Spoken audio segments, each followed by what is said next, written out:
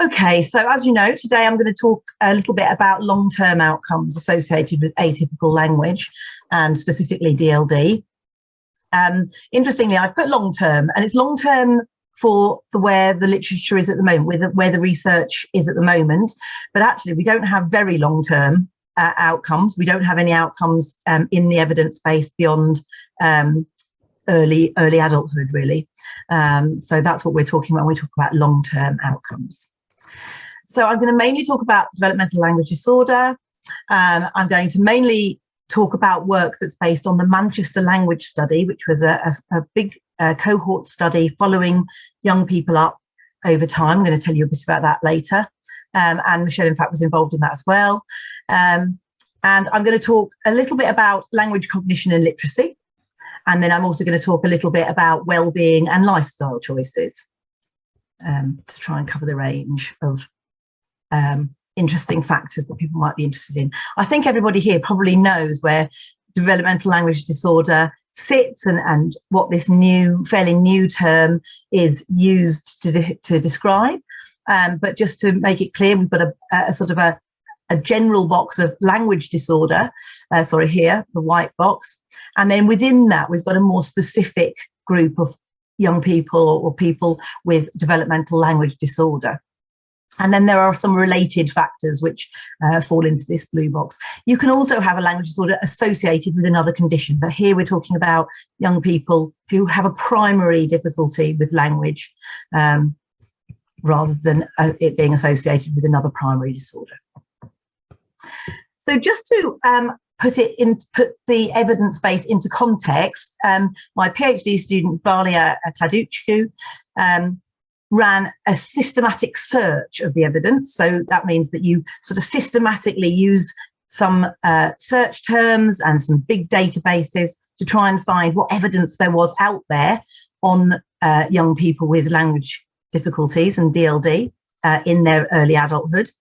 And you don't have to read all of these numbers, so don't worry about the slide being busy, but you can see that we start off with lots and lots and lots in a sort of a screening. We screen for certain words, and then we exclude all the papers that are not really relevant to this topic. And in the end, we ended up with only 12 papers. So there are only about 12 papers. This was a couple of years ago, so there may be a few more by now, but we're talking about a very small evidence base at the moment, right? That's where the field is. It's not like there's lots and lots of research to draw on. And these 12 papers came from 4 key studies. So a study by Rutter et al., which was the UK, a study by Beichman et al., which is based in Canada, a study by Dockrell et al., which is based in the UK, and the Manchester Language Study. And I'm going to obviously talk about the Manchester Language Study today.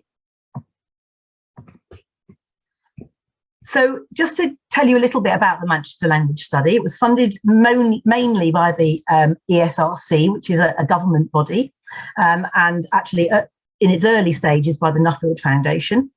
And we recruited 224 children, so 242 children helped us when we recruited them at 7 years of age. And we did that by going to all the language units at the time. And language units don't really exist anymore in the same format, but sort of language bases or language resources or language classrooms that were attached to mainstream schools.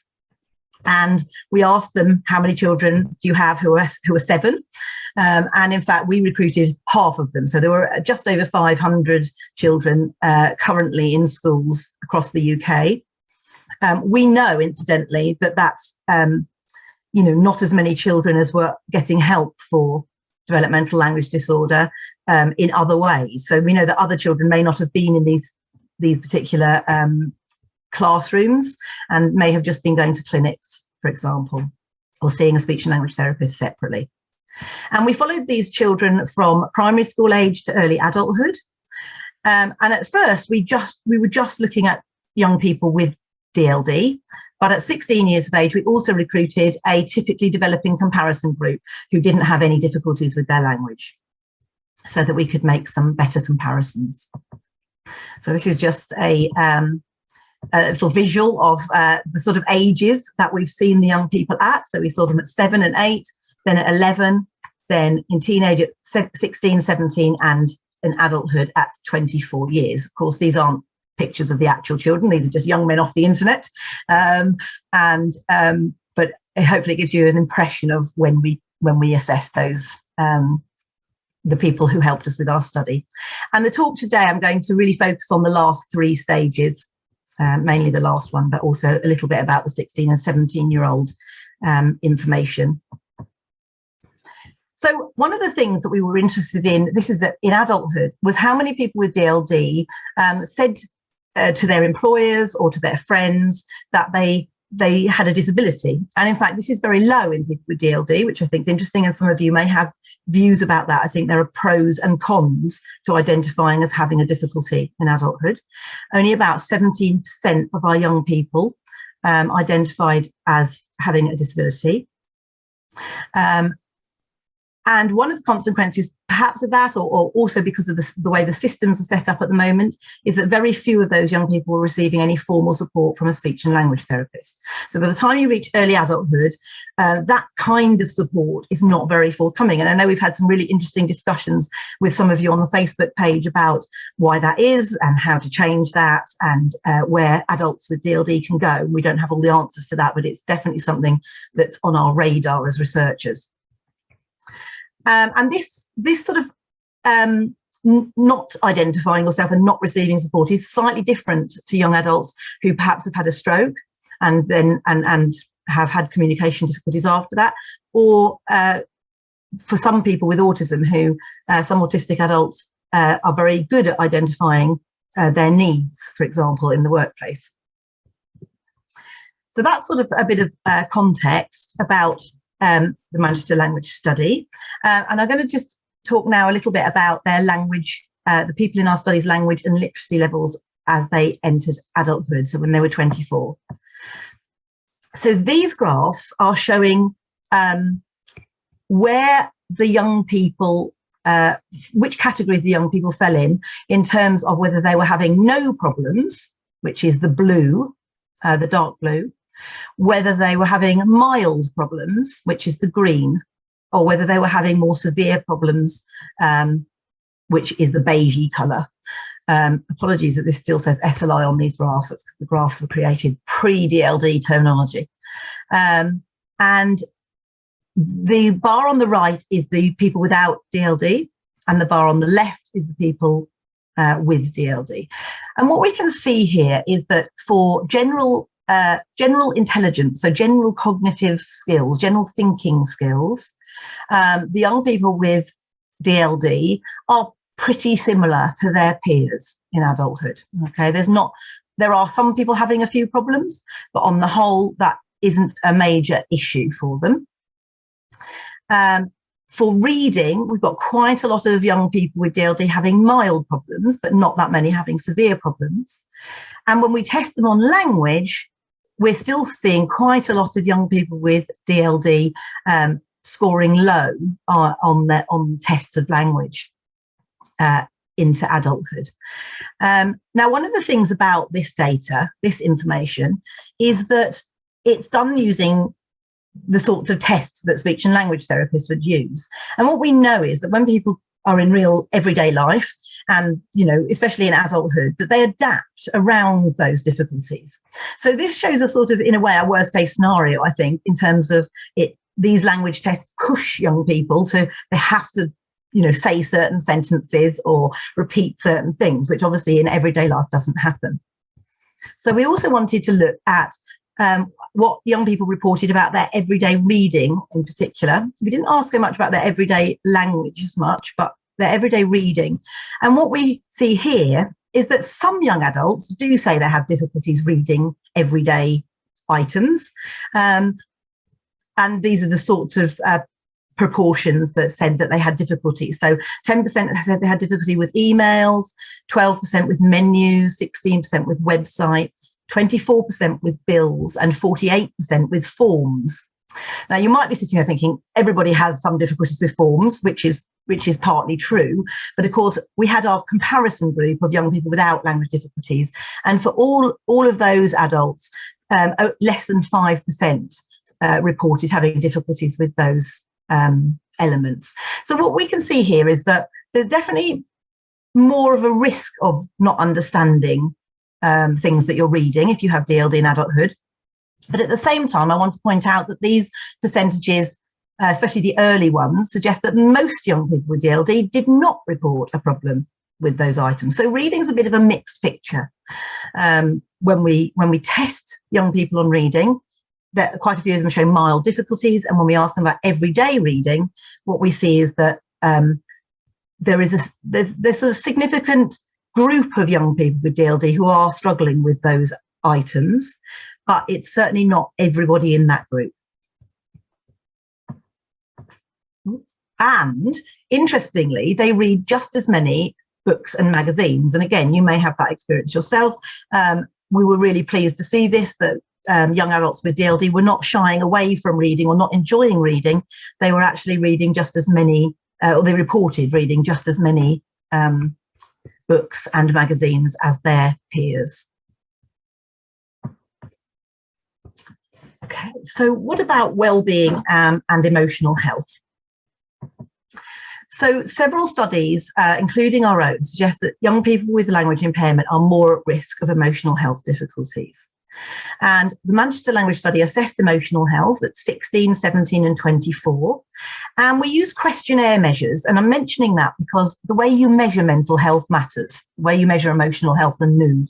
So you can do very in-depth interviews, and you can do more questionnaire-based measures. And our questionnaire bases are likely to throw up slightly higher numbers than if you went and did a full interview with somebody, okay, or a full assessment with somebody. But what we see on these questionnaires is that on measures of anxiety on the left here and depression on the right, that the percentage of participants who are reporting symptoms that fall into a clinical range, so symptoms that people might be interested in treating or giving support for, is increased significantly for young people with DLD on the left here compared to their typical peers. All right, so there's definitely a risk factor here that's going on. But again, let me point out that we're talking about somewhere around 18% of people with anxiety and about 15% of people with a clinical level of depression, which is too many, but it's also not the majority of the group. So it's a risk factor that is important to be aware of. But again, we're talking about important minorities of the group. Hi, Nikki. We have a question in the chat. I don't know if you can see it. Let me just bring it up. I haven't been. Okay. And that's why I wanted to, when you're sharing, you don't see these things. No, that's right. Yes. So, yes, it's, the question is, do we think that some of the self-reporting might have included people who just said it's okay when actually things weren't? And of course, that is also a possibility. We do know that generally questionnaires tend to pick up more people than fewer people, but it's also true that there may have been some people in that sample who were just telling us, yeah, everything's fine, you know, don't ask me about it. And so that's always a risk with questionnaires. It's one of the difficulties with research, and especially if you're doing research on quite a large group of people, is that you don't get that really in-depth information. And we badly need more in-depth qualitative information from research to really unpick what's going on with people and giving people really good ways of expressing any worries or moods and feelings that they might have, which, you know, is another piece of work. We haven't quite got there yet, I don't think. But yes, absolutely. Thank you very much for that question, because it's, you know, questionnaires are not perfect at picking up moods and feelings. They're giving us a broad idea of what's going on. We did read the question. Yeah, we did read the questions out to people, just in case you were wondering. So we weren't, you know, it wasn't, they weren't higher because people didn't understand the questions, we don't think. We were able to read them out and help with certain words. Sorry. Yeah, there's another question specifically to me. So the question is, are people with DLD able to get as much out of talking therapies for anxiety and depression as typical peers? That's a really interesting question, and it's one that I am very keen to investigate. And in fact, I am writing a grant currently to try and gain some funding to look at that in detail. The answer is we don't know. My hunch is that there are issues with access to mental health, and that's based on a student project that I ran and am currently writing up, whereby we asked parents to, and some of you may have contributed to that survey, thank you if you did, which asked about people's impressions of CAMS services, so mental health services for adolescents and children and adolescents. And they, parents, you know, had lots of issues to raise. And for instance, one of the issues that people raised, about 68% of the parents said that they didn't think that the mental health professional noticed when their child didn't understand them. You know, that's clearly a key issue if you've got a child who needs to access those interventions. So it's work in progress, but it's definitely something which needs addressing. And interestingly, I think CAMS are quite keen to address it as well, but they don't really know, they don't always know how to. So on a similar theme, one of the things that we wanted to sort of unpick the emotional health issues. And one of the things that we found was quite relevant to whether you had emotional health issues was something called self-efficacy, which is about feeling empowered, really. It's about feeling like you can solve problems, that you know where to go for help, you know, that you can sort of, that you have some tools at your hand when trying to sort of help yourself with, not just with emotional health, but with all sorts of other problems. And we found that this was poorer, self-efficacy generally was lower in young people with DLD, and it mediated the effect of language ability. So what that means is that although language is related to how you feel, it's also really affected by how much self-efficacy you have. And this is, I think, is really important in terms of where we place resources and intervention with young adults and young adolescents and adolescents with DLD, because it may be that we can help to sort of prevent some of the emotional health difficulties if we can work and change self-efficacy and boost that side of their health and personalities. Interestingly, in the chat as well, somebody said that one of the issues is that you're not necessarily sure about your own emotions as well. That's also an issue. And again, that's something that hasn't been very much looked at, about whether you can also, whether, not that you're masking your emotions, but actually you're not also necessarily entirely able to judge how your emotions are, which I think is a really interesting topic, very difficult to sort of get to the bottom of, I think, but it's definitely something that needs work. And yes, and thank you, Christina, who said that, you know, often in mental health services, young people had a more positive experience when they were supported by a trained speech and language therapist or another staff member with some knowledge of communication, which is really promising, actually, because it means that we may be able to, in the future, input training and improve those services.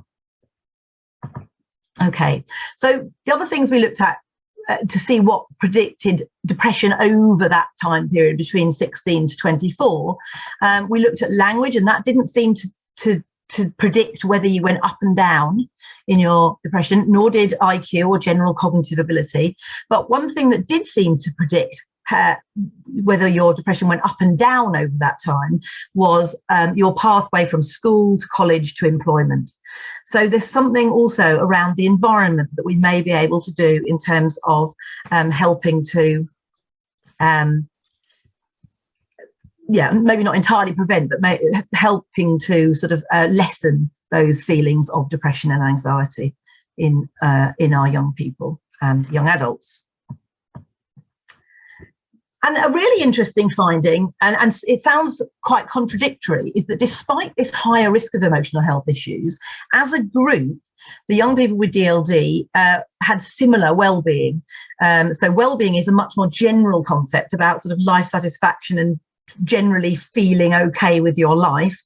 And that was pretty much the same for young adults and young adults with DLD and young adults who didn't have DLD. And in fact, my PhD student who I mentioned earlier has also repeated that, and with a different group of people, and has added a group who've had a stroke as young adults.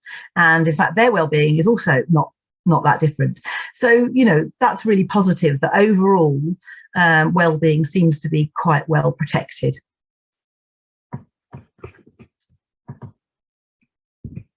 Okay. Sorry, just looking in the chat, and somebody else is also saying that that's also their experience, that being supported by an SLT is making a huge difference. So that's really positive, and it needs, you know, we need to, all of us, I think, whatever sort of background we come from, that's something that we need to feed back constantly into the system, is that actually having somebody who understands communication, where that's their specialty, that's going to help support other services. So let's have a think about lifestyle now. I've just picked a few things that I thought might be of interest to people with young adults or who are adults. We looked at driving, and we found that individuals with DLD were less likely to have a driving licence by the age of 24. So about 43% of our 24-year-olds versus 75%. I'm reading out all the numbers wrong today. I'm going to blame it on the booster. 75% of young adults who didn't have DLD. Okay. And again, you know, there's a fair bunch of young people here who have managed to pass their driving test. And when they do pass, individuals with DLD are at no greater risk of traffic violations or accidents. They feel just as confident. So they don't have an issue with the driving. And in fact, one of the things that we think is leading to this lower figure up here in terms of getting a driving license is the theory test. Because the theory test, if anyone who's done it might know, I'm too old to have done it, my children have done it. It's certainly in the UK, the theory test is timed, and it's written, and it's, you know, it's quite fast. You have to fill in, you have to get quite a high margin to pass, quite a high mark to pass. So individuals with DLD might benefit from support during either the preparation or actually in the test. And in fact, on the government website, I'm not sure if people are aware, there are ways that you can ask for support in the theory test. So you can ask for somebody to read it to you, you can ask for extra time. So there are some adjustments that can be made. So that might be a good recommendation for anyone who's trying to get that milestone underneath their belt. Yeah, Phasic's saying it's definitely the theory test. Yeah, okay. There's a question there about self-efficacy, which I'll come back to, if that's okay. I think mainly because I can't really answer it properly, so I'm going to answer it in a waffly way a bit later. So that's driving. We also looked at employment, and very positively, we found no significant difference in the numbers employed in the two groups. So young people with DLD were just as likely to be employed as their peers. You can see the number is slightly lower, but it's not what we call significant, which is a reliability measure in research. So it's not reliably lower, this number. Okay. So, you know, lots of young people with DLD are employed at 24. But the type of employment did differ slightly. So you can see maybe from this graph that the young people without DLD were more likely to be in full-time employment. And yeah, that's the main difference here. But they were also, I think I've got another slide yet, they were also more likely to be in less academic and less high professional careers. Okay, so these are the people with DLD. They were more likely to be in customer service and sort of machine operative type works and leisure and caring professions. And the people without DLD were more likely to be in sort of slightly higher, more verbally based professions, I would suggest. Although some of you may have views about that, because I have heard lots of people say that these professions are getting increasingly verbal. One of the surprises to us was that how many people with DLD had chosen to go into sales and customer service. Lots of our young people choose to be very public facing in a profession which is, you know, quite a lot, it requires quite a lot of verbal skills and confidence. So in a way that was very, very pleasing for us to see. that they were choosing to do that and not choosing to do something where they didn't have to speak to anyone. And in terms of support at work, so this links back, I think, to sort of identifying as somebody who needs some extra adjustments. Only 8% requested special interview arrangements. 23% of those in paid work received some support, but very few of those received sort of formal support that the employment had put in place. Most people reported that they asked their friends for help at work or their colleagues for help. So their friends, they might come out of a meeting and say, can you just tell me, you know, what did they say was in that document? Or could you just read this for me so that I know what's going on? But they were accessing that support informally. So that's, I think in some ways that there's lots of positives to that, but I think there's also some work to be done there in terms of making workplaces more aware. And in fact, we ran another project where we looked at manager awareness of DLD. So this was just general managers across the UK from all sorts of different backgrounds.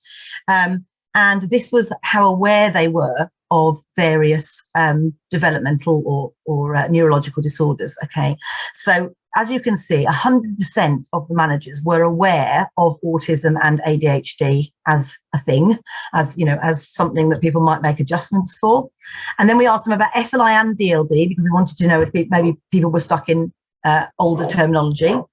And what we found is that a much, much smaller percentage of managers knew about language difficulties at all. And in fact, even with these figures, we suspect that they're slightly raised because our main source of recruitment was from social media, and a lot of people who follow us on social media have an interest already in language. So we suspect that those are slightly higher than they would have been. The blue is not sure. So some people were, they'd sort of maybe heard of the terms, but they weren't really sure what they were.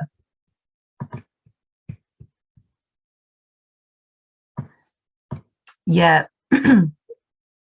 There's a really interesting point here about sales and customer services, maybe including people who work in supermarkets, which is perhaps a slightly less demand on speaking to people individually, and also that some customer services are slightly more scripted, which may support young people and young adults to do those jobs really well. So yes, Michelle's asked a really interesting question about this awareness data in terms of how much they overlapped. And they did, these are mostly the same people who knew about DLD and SLI, but they're not entirely. So there are slightly more people who knew about one or the other when you add them together. I think it's something like 40%. But it's still a stark difference from the other conditions or the other difficulties that might need adjustments. And we also asked these managers whether they had any strategies in place for people with communication needs who might need adjustments in the workplace. And as you can see, a big proportion of those people said that they didn't think there were any strategies in their workplace to support young or adults with DLD. About 12% said they had an adapted interview process. Some had alternative communication devices, such as more visual support put in place rather than just relying on the written or the spoken words. Some had a personal mentor system in place. A quarter of them had working from home as an option, and this was pre-COVID, so I suspect that that's bumped up massively since then. And then a few had the options for quiet space or team building exercises or job trials that would help that person be integrated into the workforce. We also asked the managers whether any of those options would be, how feasible those options would be. And really promisingly, 83% said an adapted interview process would be something that they thought would be feasible in their workplace.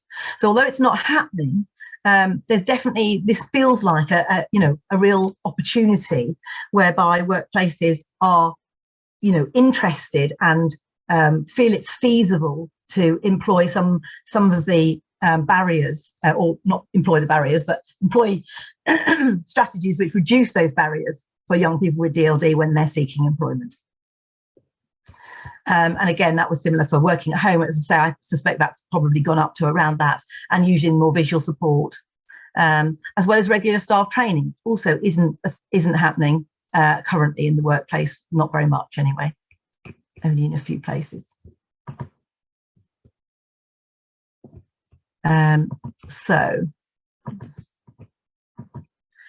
So to summarise, language difficulties are still evident in young adults with DLD. I think that probably won't be a surprise to most people here, but it's not something that's been very clearly documented until quite recently. Reading's somewhat affected, but the good news is that young adults with DLD are reading as much as their peers. It's just that certain things like forms are likely to be particularly difficult, and they may need help and adjustment with those. IQ, so general cognitive thinking ability, might show some promising catch-up, but we do still know that certain memory difficulties, and I know when I've done these talks before with people from the E-DLD database, a lot of people report having difficulties holding lots of things in their head at once, difficulties remembering something, a list, for example, that they've gone down to the shops with if it's not written down. So we do know that there are some specific issues that that are still going alongside the language difficulties. And anxiety and depression are increased for adults with DLD, or at least there's an increased risk of having those issues. But well-being, general satisfaction, is no different to their peers. And most young adults with DLD are employed, but more workplace awareness is needed to really help them get their full potential in the workplace, and also to help those who are struggling to get employment to really access that part of their lives. Thank you very much.